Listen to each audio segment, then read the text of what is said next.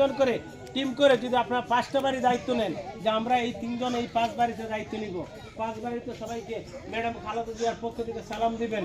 একটু দোয়া চাইবেন, পারলে যদি আমাদের পক্ষ থেকে ম্যাডাম খালেদা জিয়ার পক্ষ থেকে যদি আপনাদের পক্ষ থেকে 10 টাকা খরচ করে হলেও যদি পানের খিলি নিয়েও যদি তাদেরকে খাওয়ান যে এটা ম্যাডাম খালেদা জিয়ার পক্ষ থেকে আমরা দাওয়াত দিলাম, এই পানটুকু খান আর ওনার জন্য দোয়া করবেন, দানের শীষের পক্ষে ভোট দিবেন। আমাদের একজন সন্তান আমাদের এই অঞ্চলের মানুষ আনিসুল হক এসেছিলেন, আমাদের কাছে দাওয়াত দিয়ে গেছেন দানের শীষের পক্ষে ভোট দেওয়ার জন্য, প্রত্যেকের ঘরে ঘরে যাওয়ার জন্য। ইনশাল্লাহ আমার পরিচয়টুকু আমার সালামটুকু সবার কাছে পৌঁছে যাবে, আমরা কৃতার্থ হব, আমরা মহান আল্লাহর কাছে আপনাদের জন্য দোয়া করব। আপনাদের সন্তানকে সাথে নিয়ে আপনাদের ছেলে মেয়েদেরকে সাথে নিয়ে আমরা আন্দোলন সংগ্রামে অতীতে যেভাবে ছিলাম, আগামীতে যখন বিএনপি রাষ্ট্র ক্ষমতায় থাকবে আপনাদের সেই ভালোবাসা সিদ্ধ করবেন আমাদের প্রিয় নেতা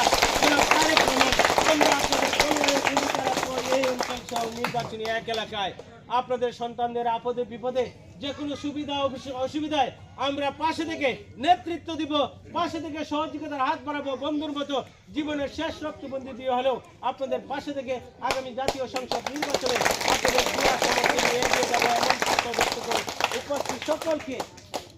উপস্থিত সকলকে ধন্যবাদ জানিয়ে আমি আমার বক্তব্য শেষ করছি। বাংলাদেশ জিন্দাবাদ, বাংলাদেশ জাতীয়তাবাদী দল বিএনপি জিন্দাবাদ। আমাদের প্রিয় নেতা মহান স্বাধীনতার ঘোষক শহীদ রাষ্ট্রপতি জিয়া রহমান বীরুত্তম অমর হোক, আপুসীন দেশ নেত্রী মা বেগম খালেদা জিয়া জিন্দাবাদ, যিনি দীর্ঘ কারারুদ্ধ ছিলেন, দীর্ঘ 6.5 বছর আপনাদেরকে ছেড়ে এই দেশ পালাননি, 6.5 বছর জেল কেটেছেন, নিশ্চয় আপনারা জানেন নাকি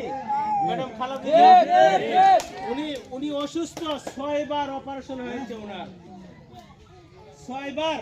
শুধু জেলখানা যাওয়ার পরেই 6 বার অপারেশন হয়েছে। মানুষের একবার অপারেশন হইলে, একবার সার্জারি হইলেই বাঁচে না, মহান আল্লাহ ওনাকে দীর্ঘায়ু দিয়েছেন, যার জন্য 6 বার করে এই দেশের মানুষকে নির্বাচিত করে বাংলাদেশ জাতীয়তাবাদী দল বিএনপিকে ক্ষমতায় নিয়ে এসে উনি ওনার ছেলে,